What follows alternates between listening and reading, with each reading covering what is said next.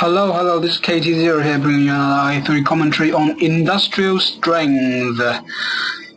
For today we have Empire versus Allies game on a very small map that inspires a lot of aggression, especially centers around the all directs in the middle of the map, and on the left side Helling is our Empire player for today, is strategies Ownage, I promise. I think this is the pronunciation of it, I'm not quite sure, who has opened with a 3 dojo opening into 2 refineries, and on the other side of the map is our Orangey, Allies player fighting for fun, and it seems like it's going to be opening with a very aggressive build for an Allied player, which is 2 barracks opening and goes right into the production of refinery. Yes, indeed he does, and he has sent out a scouting dog into his opponent's main base to see what is up, and he's going to see exactly what is happening. I am in his vision right now, so let's go ahead and switch to all vision, and we can see he's using his infantry to occupy this center building here to give him a bit of map control to ensure that he can secure this all direct here, but somehow I think that's not going to happen now, is it?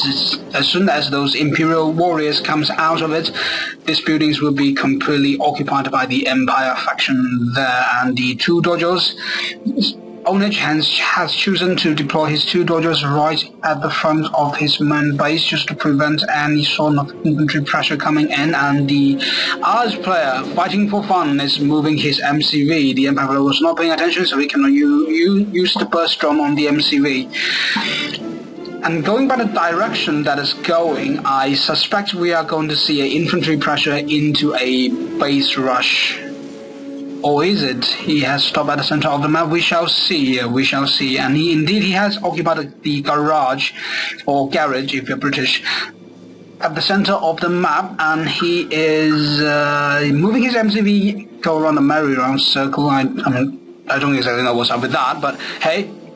And now the Empire player is forced to sell his 2 dojos here to rack up enough money in order to deploy the defenses that he needs to deal with a base rush from our Allies player backed up by infantry. Very pressurizing situation for our Empire player here, and the base rush is only supported by 1 refinery, which is quite enough if you have ever tried to do it, and the MCV is moving in along to draw most of the firepower onto the heavy armor there, and it's being repaired by the garage as well, so it's quite the aggression that is being put up by our Allies player here, but the Empire player has very smartly positioned his infantry, so the infantry can charge right into the battle, doing a bit of good exchange, I would say, killing a good number of infantry there, but I don't know whether it's going to be enough or not, since the infantry force here is going to completely crush this defense from our Empire player here. The DPS of just 1 defender VX is not enough to bring even a bit of health down of this MCV, and now the Empire player is forced to move his MCV himself in order to crush the infantry, but the MCV of the Allies was in the way, so the infantry are well protected, and the infantry production from this barracks is continuing, so a tremendous amount of pressure coming in from the Allies player, and I will have to say that this playstyle is very cheesy, and as an Empire player I definitely loathe that, but it is a very effective build. I mean, you look at the garage here, and you look at the health of the MCV. It's not even reduced yet, even a bit, and the economy of the Empire player has been completely brought to a halt. Oh no, he does have 1 extra ore connector there, trying to buy him a bit of money, so that he can actually move his MCV away into somewhere the infantry cannot reach, which I assume is into the water, which also has two refineries. That's a very interesting feature of the map here.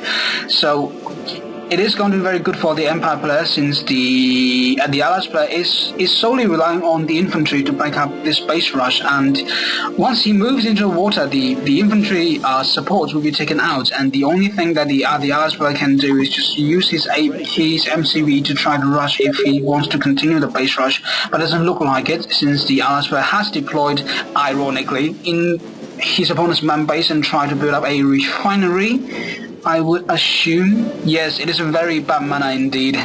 well, bad mana, it's just a concept. It's not exactly bad mana. It is the closest position to the MCV that you can get when you're doing a base rush and your opponent's MCV moves away into the water.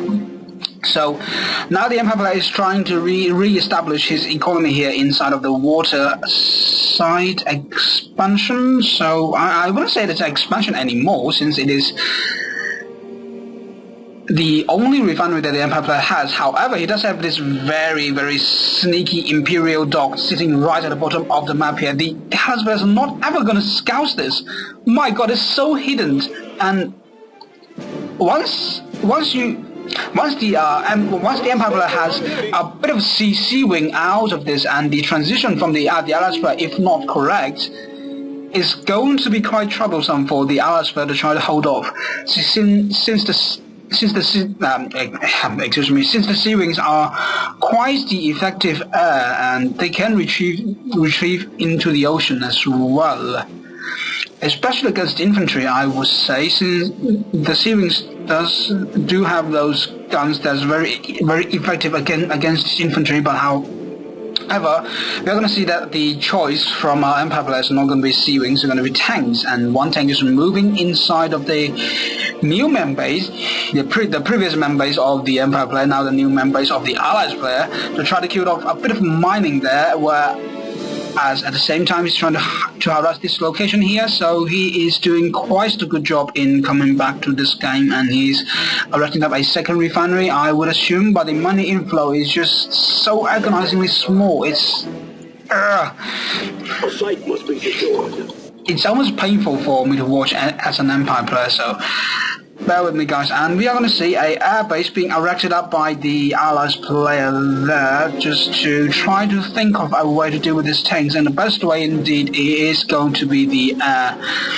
And unwisely, he has unpowered himself, so the defense structure at the moment is just a waste of money, not going to be doing anything at all. And the secret protocol being utilized by our Empire player, very smart choice indeed. He has deployed 5 tank busters very sneakily, moving into the economy line of the Allies player once that is cut off, and one tank is here in the new members of the Allies player, denying mining as well. The economy of the Allies players would be completely just brought to a halt, so he won't have any income whatsoever. And since he does only have those infantries, the Empire players can safely try to advance in the water here and try to erect up a large enough tango force in order to deal with the Allies player just using that, and the infantry should be easily killed off. And there's really nothing much that the Allies player can do. But the Allies player has used his secret protocol cryo beams that tried already freeze the tanks, and the infantry just came by to kill it off. And using that time, the Allies player is very, very smartly has erected a power plant, so he does have the power for the defensive structure now. So the mining operation at this space is safe for now, but I would say that it's hard. The mining at his main base has been completely denied, and the refineries has been sold. I would assume. I cannot even imagine that it's going to be destroyed. I mean, he did have a lot of reaction time to react to that, and the refinery at this location is protected by a heavy infantry force and a multi-gunner turret as well. I would say it's pretty safe, but at this point of the game, in terms of the economy, it's quite even, I would say. But the Allies player does have the tech advantage, since the air force from the Allies players is massively OP. So if he can get enough money to get up enough air, he can just stop. He can just. I wouldn't even try to imagine that he can just bomb the structures and miners left and right, and the Empire player would have a hard time dealing with that. But he does have an Imperial Bay at the same time, so he can erect up a large enough searing force. That's exactly what I'm thinking. So he has spotted the airbase going up, so he knows that his opponent is going to be building air. That's the only sensible option that his opponent has. So he is going to use the sea wings to both kill off infantry and try to protect his mining operation here. And indeed, we are seeing a very weird game, since the MCV of the Empire player is now moving towards the direction of the main base of the Allies player, well, at least at the starting of the game, and now we're going to see the position of those two players' main base has completely swapped. The Empire player's MCV is now at the 12 o'clock or 11 o'clock, whichever you like, and the Allies player is at the main base, at least the previous one, from the Empire player. And the Empire player is going to try to utilize his tank busters here, but very smartly, not going to be running them into their death. Is going to move to a flanking maneuver, I would say. He's using one tank buster to draw the infantry out of the way, so the tank busters can move in and go through this route and try to take out a miner here, which is very, very smart indeed. And at the same time, he is getting enough money to repair his MCV, and both he is at the same time supporting the construction at the naval bay, the Imperial dock there, and the tank busters are now in position, although the shotguns from peacekeepers are very effective against infantry, but against 1 against 4 is not even fair now, is it? And we are going to see it is indeed going to be air from our Fighting for Fun, the Allies player, and he has 1 Vindicator up and 1 Apollo as well, and he does have 2 refineries up and running, and they're both on full health at the moment, so let's see what he's building. I can only assume that it's going to be... Oh no, he's actually taking up, so he's transitioning into the classic air, annoying classic air from the Allies player. He's going to use cryocopters, get a word right, and the Vindicators try to harass the Empire player to no end, and the Vindicators now moving in along with the Apollo fighter, try to get back the air dominance here, but it's not going to be happening, since the Sea Wings doesn't really need to go up to the air to deal with the Vindicators there, so very cost effective indeed. So recognizing that, the Allies player is not going to be running into the main base now and in the water here from for our Empire player. Instead, he's going to be trying to use the DPS from the Vindicators to try to kill off infantry there, but I don't know how effective it would be. Well, he has tried it quite well, and the main purpose of this harassment from Sea Wing here is not to try to kill off the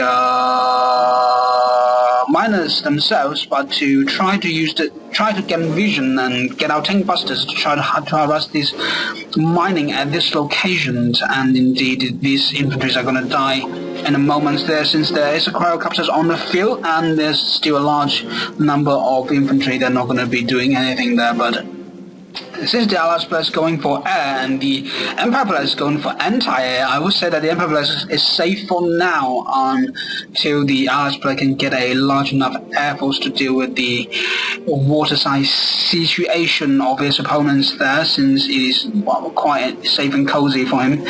But the Empire player has to watch out for his Sea Wings, though. He doesn't want to be shot to pieces by the Apollo fighters, and the Empire player sneakily trying to pump up a mega base to support his anti-air of Sea Wings there, but one Sea Wing seemingly did get shot down there, so the anti-air in the water is now down to 2 Sea Wings, which is not exactly a lot. But in terms of slowing the production of the Air Force of the Allies player, I would say that the Empire has been doing quite the effective job, since he has slowed down the mining. So keep in mind that the Air Force from the Allies players, although very effective, it is also very expensive. So if you can slow down the mining operation of an Allies player, you can effectively just slow down the air push that's inevitably coming. Yes, that's the word for it. And now we're going to see the Allies player seemingly very comfortable with his air force count. Now it's going to be moving in with 1 cryocopter, 1 Vindicator, and 1 Apollo, try to harass the mining from the Empire player, and using cryobeam from space as well. But the Empire player is all over that. Is not going to be allowing that to happen, and he's going to be trading 1 Tengu for 1 cryocopter. Is he? The quadcopter is not down by the Tengu star, which is extremely unfair. No, but being down for 1 cryocopter and being distracted by this Tengu here, the Apollo is going to be shot to pieces by those Sea Wings and the missiles from water. from inside of the water. Yes, that's what I was looking for. And now the Empire player has sold his MCV to try to get up a large surge of money here. He's thinking that, well, my composition is quite good. I have a Mega Bay, I have a few CC, which just supports the anti-air in the water as well. It is time to finish my opponents, and indeed it is going to be exactly what he does. And the Allies player, a bit of mispositioning of this refinery here. The miner goes along the long way, but it is now up and running, so the Allies player does have 3 refineries as opposed to his opponent's 1. His Air Force production is now going to be kicking into high gear here. I don't know how much longer does the Empire player would the Empire player be able to hang on here. The Allies player at the moment is very, very far ahead. He still has this large infantry here, preventing any run by of tank busters to try to bust up the main base. And he does have the continuing Air Force production, and he does have sufficient anti-air in terms of the denial of the Tengu harassment coming in from the Empire player here. And his quadcopters are now moving into position to deal with the Mega Bay here. Oh, shrinking being very comedically used by the Allies player, and the Empire player seemingly is just being crushed at the moment, I would say. Well, the crowd is now freezing the Mega Bay. The 2 C-Wings are trying to move into position to defend against that, but of course that's not going to be happening.